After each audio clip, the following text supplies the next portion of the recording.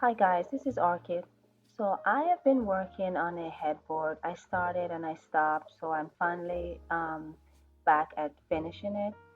The wood, plywood, and 2x4s that I use, I did not purchase them. They are from an old project that we did in our home, wasn't done correctly, so we had to rip it out. I'm using a 13-inch charger plate to get a circle cut out. I had seen a headboard some time ago online with this style and I just loved it. So here I am using my jigsaw to cut out the circle. Now you will need to put the 2x4s around the perimeter to reinforce it. There are no legs on this piece because I'm gonna be hanging it on the wall. I started by using these 1 5/8" nails, but they were too short. So I moved to these 2-inch ones and they did the job perfectly. I just put it on the floor with the wood in place and just secure them using my drill. Now it's 1/4 inch plywood, I'm almost sure, and there was some give in the middle, so that piece of wood I you saw there just now, I used that to kind of give it some strength. I'm covering it with batting. That's batting I picked up at Walmart. That was like $8 and change for the pack, and it was more than enough. I did not tell you how much the measurement is, so it's 63 by 41. I'm using vinyl leather, which I picked up for $8.75 per yard. It's 2 yards. I am stapling this on to the frame, and I'm also using finishing nails to secure it further.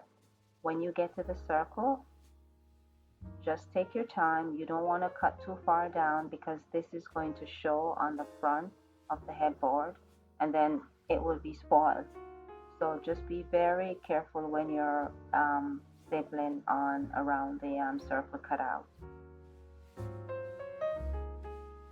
Also, when you're doing the corners, it's important that they're neat because this is what's going to give you that professional look. I am putting the nail head trim 2 inches from the edge, so I cut a piece of cardboard 2 inches along the length, and then I use my tape measure. So all I had to do after was just go in and tap the nails into the little dots I made on the vinyl. These are upholstery nails from Lowe's, 25 in a pack for $1.30. I do not have a upholstery hammer, which is why I'm covering mine with tape so I don't scratch the nails.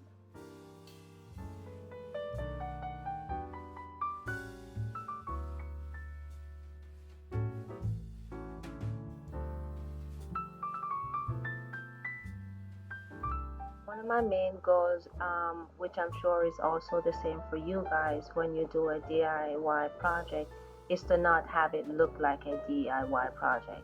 So this is where I'll say to you, with the nail head trim, be very patient, take your time, measure, remove nails, tap them around to make sure they are in place because you want to have that showroom look.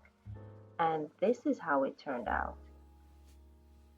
So I like my furniture with very clean, simple lines. I already have a tufted headboard, which is why I didn't go with one. This is actually for a guest room. But in the home, the consensus was that this was a little too plain. So I came up with 3 ideas to jazz it up, and I'm going to leave it up to you guys to let me know which you think I should go with. So for the first one, I just simply glued Dollar Tree mirrors onto a piece of plywood, and then I would put them in the circle cutout. So this is temporary. This is not the real deal. These are all temporary ideas. The next is these cutouts using embossed vinyl, the final piece that I had left over from my bar project, which I would glue on permanently. And then the final idea is something along the Art Deco line. These embossed vinyl strips. These are the strips I would use. I would make sure I have strips that are done much better than these. So let me know, guys, which should I go with, or should I keep the original? This project only cost me $37, but if I had to buy everything, it would be a little under $70. Because I chose not to put legs on it, I will have to buy brackets for hanging it, but that's not going to be significantly more. Thank you so much for watching, guys. Bye now.